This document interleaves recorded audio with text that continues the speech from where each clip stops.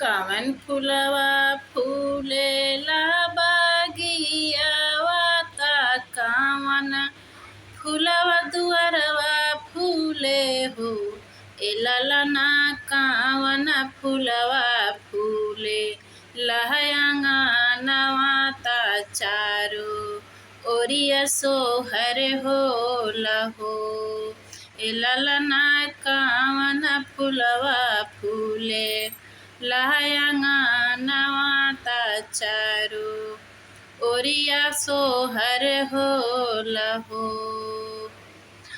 अढ़ौल फुलवा फूलेला बगियावा ता गेंदा फुलवा दुअरवा फूलेला।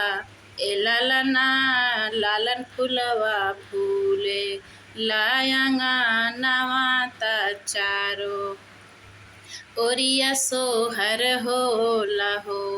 ए ललना लालन फुलवा फूले लहंगानवा ता चारो ओरिया सोहर होला हो।